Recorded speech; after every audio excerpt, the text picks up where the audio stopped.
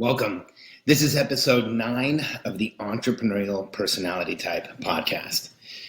This is Loops and Spirals, Entrepreneurial Loops and Spirals.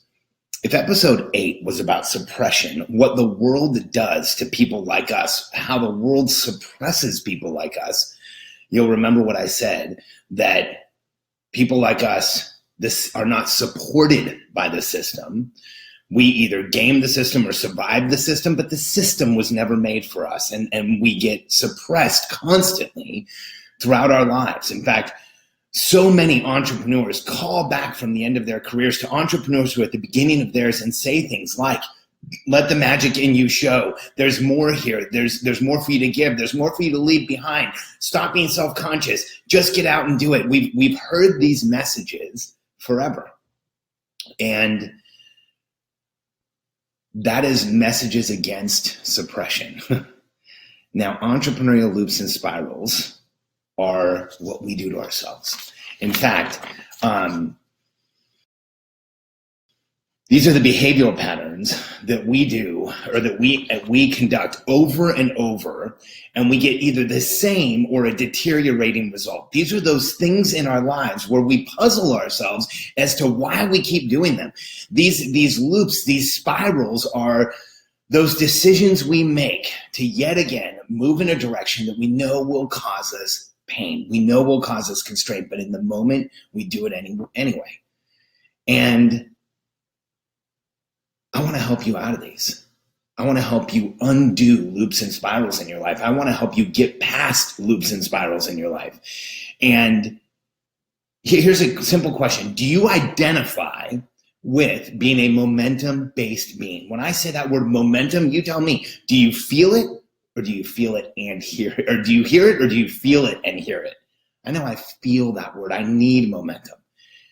And do you identify with being an evolutionary hunter, with always having been on the hunt, always being driven to do next, to go in a direction, to make things happen? So if you do, then you probably have identified that innate motivation. You have that drive to get to your next destination. I was just talking about this morning with James Swanley. As you approach your goal, your kill, as you go on the hunt and you get closer and closer, as you approach what you've been aiming for, it loses importance just as quickly as it gained it. And it's that need to be on the hunt, that need to move towards our next thing, that need to do more that causes loops and spirals. In fact, as an evolutionary hunter, when you lose momentum in your life, what will you do to get it back? Here's what I'm told when I go to large rooms of entrepreneurs and ask that question. They say things like, well, just about anything. And so this is exactly how we get into entrepreneurial loops and spirals. In fact, it starts with a perceived loss of momentum. And here's why I say perceived loss of momentum. We enter into loops, we enter into spirals when we feel like there isn't enough going on in our lives, when we feel like there's a loss of momentum. Now, I say perceived loss of momentum because if we were measuring what was going on, if we were looking at something in our lives, then we would choose that thing and fix it. But that's not how we get into loops and spirals. See, we have this perceived loss of momentum, and we move towards what I call unintentional consumption. See, we get into this place where we're not moving forward, and we say, hey, I need to take something on. I need to learn something. I need to do something. I need to repeat something. I need to have a behavior that makes me get back into momentum. And so here's what happens. We have this perceived loss of momentum. We move towards unintentional consumption. It's like, give me something. And we feel a gain by just making that decision. Here's how it works in real life. You feel a lull in the day, a perceived loss of momentum. You go jump on a podcast, a sales page, a YouTube video, whatever it is for you, and it gets you back up. But is it something that's actually moving you forward? Is it something you're applying? Because when it's just unintentional consumption, it's a momentary stimulation. But here's what happens. We feel gain from having done that, from just making the decision to do it. Then we go watch, we do whatever it is. And now we're consuming that thing. We're watching the video and we have this increased feeling of gain. So this is how it works. You feel a perceived loss of momentum. You go to buy a ticket for a seminar. Just in making the decision to buy the ticket, there's this perceived gain. You feel a gain. Then you go attend the seminar. You're in the seminar. How much more of a chemical gain, how much more of a rush do you get from actually being there? Much, much more. We actually get a leverage feeling of gain when we consume. And here's what happens.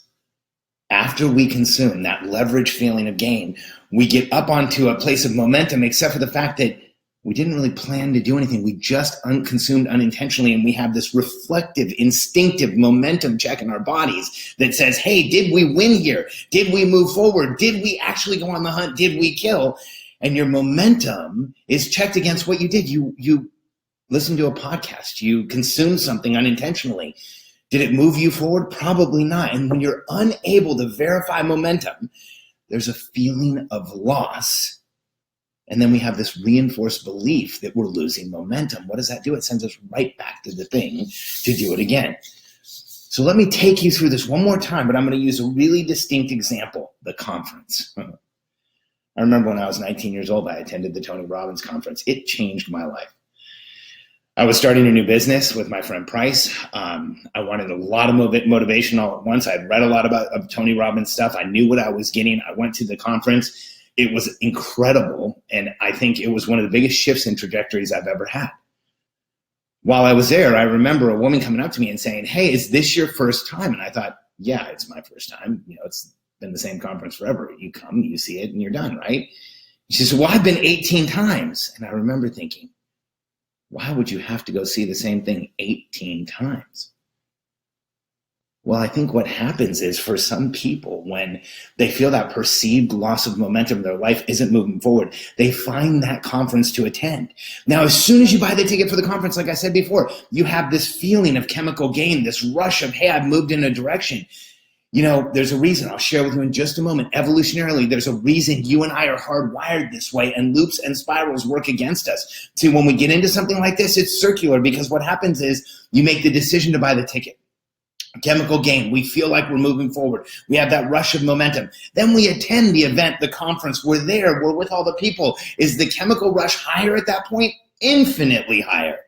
Now you feel like you've achieved something. But then a month later, 6 months later, 8 months later, your brain has this evolutionary status check that says, hey, have you actually moved forward? Did anything happen? And when you find that it probably didn't, because you attended the conference, you didn't know what you wanted, it felt great, but a lot didn't get applied, and so you can't verify that gain. You have this nagging question, have I moved forward at all? You feel that loss I talked about, and what do so many people do? They go right back to another conference to feel that rush, that gain, to move in a direction. We are chemically wired to do this. I was sharing this pattern with one of my classes, in my in-person classes once, and a friend of Katie's and mine was in the audience. And when I shared this example of the conference, she broke down crying. And she said to everybody in the class that she felt like she had been in this pattern for 7 years. And she right there in the chair said, I just had this realization. This is what I've been doing. I've gone from conference to conference, to event. I haven't applied anything. It's just been the thing that's been making me feel like I'm moving forward. And I don't believe that this is what I've been doing. And I remember she changed in an instant. Her business is incredible now. She's actually grown 2 different ones. And her outlook on life is totally different. She's changed how she perceives things, how she moves forward. She had this realization that she was stuck in this pattern. Where in your life are you seeing this pattern where you're doing the same thing over and over again? And this can be consuming, food. This can be consuming alcohol, drugs, it can be consuming just about anything. Let me show you why loops and spirals keep us chemically attached and keep us in this loop. See, the perceived loss of momentum for us evolutionarily as evolutionary hunters was that the tribe needs food. And how driven would we be to go and solve the tribe needs food? This is a matter of survival. So yes, your evolutionary loops, your spirals, you start going to those conferences, you start listening to the podcast, you start doing unintentional consumption, it can start to feel like you need it to survive. And chemically, what happens is the tribe needs food, perceived loss of momentum. Let's go on a hunt. That's that move towards unintentional consumption. But evolutionarily, we would have hunted, we would have had a goal, we would have had an outcome. Today, we can move in a direction and feel like we're creating momentum, but we're just spinning our wheels. Because if you wanted to get up every day and consume free content all day, you could go the rest of your life and it would never be done. You know, this is so chemically wired into us that what happens is when we decide to go on the hunt, that little chemical rush we get, evolutionarily, did we need this? Yes.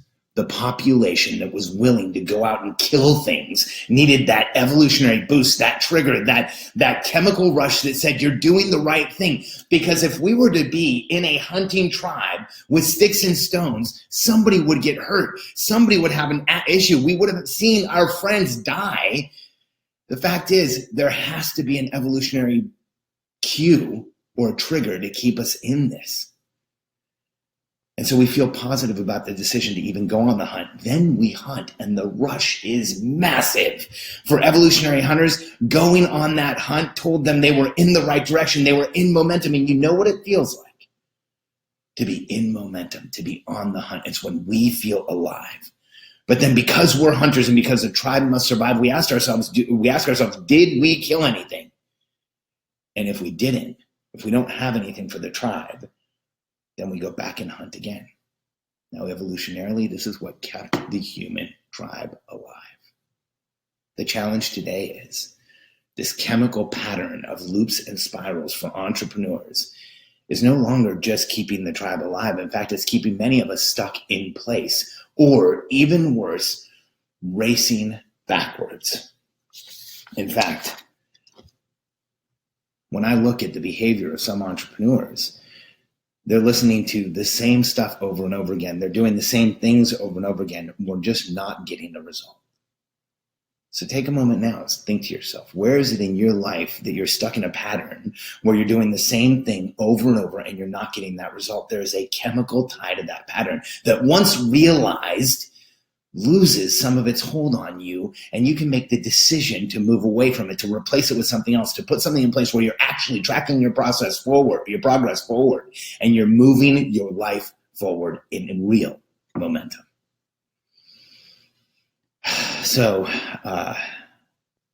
loops and spirals happen to every one of us, including me.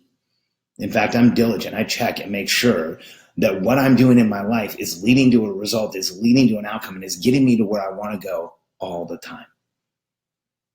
You can do the same today. If you have a minute, download our book, The Entrepreneurial Personality Type. It's a deeper dive into this content, and it'll give you a format you can follow, a framework you can follow.